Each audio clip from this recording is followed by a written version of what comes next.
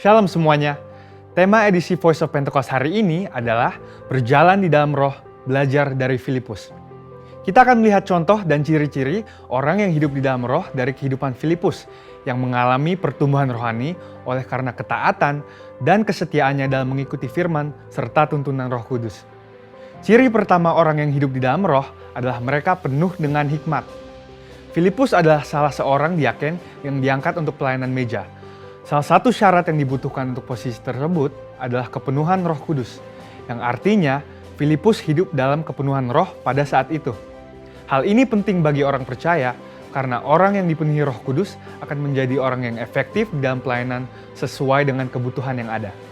Ketika hikmat diperlukan, maka Roh Kudus akan mengaruniakan. Ketika keberanian diperlukan, hal itu pun akan disediakan. Ketika kuasa kesembuhan atau mengusir roh jahat diperlukan, maka kuasa itu juga akan dinyatakan.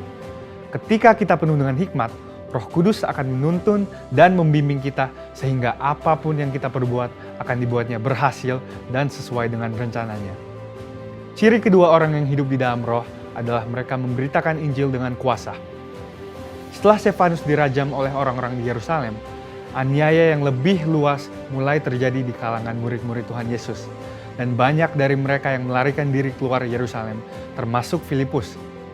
Kisah Para Rasul 8 ayat 5 menceritakan bagaimana Filipus pergi ke suatu kota di Samaria untuk memberitakan Injil di sana.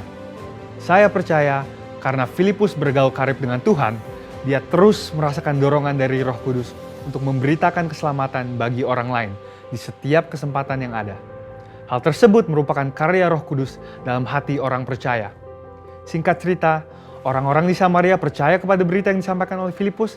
Mereka membuka hati dan Roh Kudus pun bekerja dan menjamah setiap orang yang mendengar hingga hati mereka berbalik kepada Tuhan. Dalam pemberitaan Injil itu, juga terjadi manifestasi kuasa Allah dengan kesembuhan dan kelepasan yang luar biasa. Banyak orang dilepaskan dari roh-roh jahat dan disembuhkan, termasuk yang lumpuh dan timpang. Kuasa Roh Kudus dinyatakan secara luar biasa. Hal ini menggenapi apa yang Tuhan Yesus katakan bahwa tanda-tanda heran dan mujizat akan terjadi di dalam pelayanan murid-murid Tuhan Yesus. Melalui kejadian ini, kita bisa melihat bahwa Filipus yang bergaul intim dengan Tuhan dipakai menjadi alat Tuhan yang efektif dalam membawa Injil keselamatan. Kuasa Tuhan sungguh dinyatakan bagi orang-orang yang bergaul intim dengan Roh Kudus. Ciri ketiga orang yang hidup di dalam roh adalah mereka mentaati Tuhan dengan segenap hati. Suatu hari ketika Filipus sedang di tengah pelayanan yang terus berkembang di Samaria, Tuhan mengutus satu malaikat untuk membawa pesan untuk dia. Kisah Para Rasul 8 ayat 26 berkata, "Kemudian berkatalah seorang malaikat Tuhan kepada Filipus. Katanya, bangunlah dan berangkatlah ke sebelah selatan, menurut jalan yang turun dari Yerusalem ke Gaza. Jalan itu jalan yang sunyi." Dibutuhkan ketaatan yang besar untuk melakukan perintah Tuhan dengan kondisi seperti Filipus pada waktu itu. Filipus bisa saja berpikir bahwa pelayanannya masih sangat dibutuhkan di Samaria, atau belum ada orang lain yang bisa menggantikannya untuk melayani di sana. Namun, Filipus memilih untuk taat dan pergi ke tempat di mana Tuhan memerintahkan. Tanpa diketahuinya, ternyata saat itu ada seorang bendahara kerajaan dari Ethiopia yang sedang dalam perjalanan pulang ke negaranya. Dia seorang penganut agama Yahudi yang pulang dari ibadah di Yerusalem dan saat itu sedang membaca kitab Yesaya. Filipus dituntun oleh Roh Kudus untuk mendekati kereta pembesar itu dan menanyakan apakah dia mengerti arti dari ayat yang dibacanya. Ternyata dia tidak mengerti dan meminta Filipus untuk menerangkannya.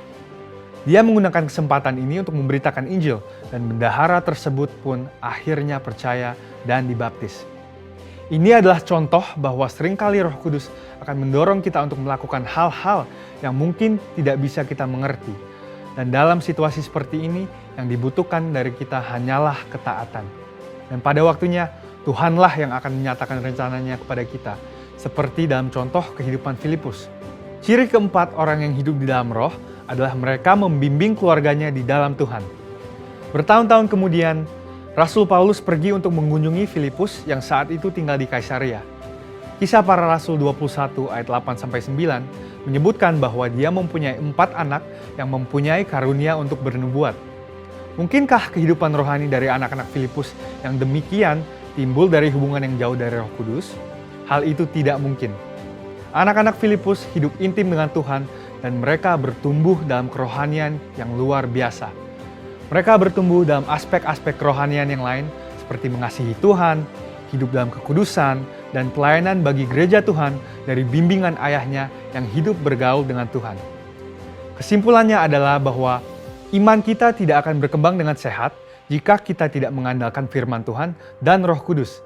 Sebab kehidupan yang intim dengan Tuhan harus dibangun secara intensional dan harus disertai dengan disiplin rohani dan hati yang lembut sehingga orang lain pun bisa merasakan dampak dari kuasa Roh Kudus melalui kehidupan kita. Saudara, untuk penjelasan lebih lengkapnya dari tim teologi kami, jangan lupa buka link yang ada di atas atau scan QR Code yang tersedia. Tuhan Yesus memberkati.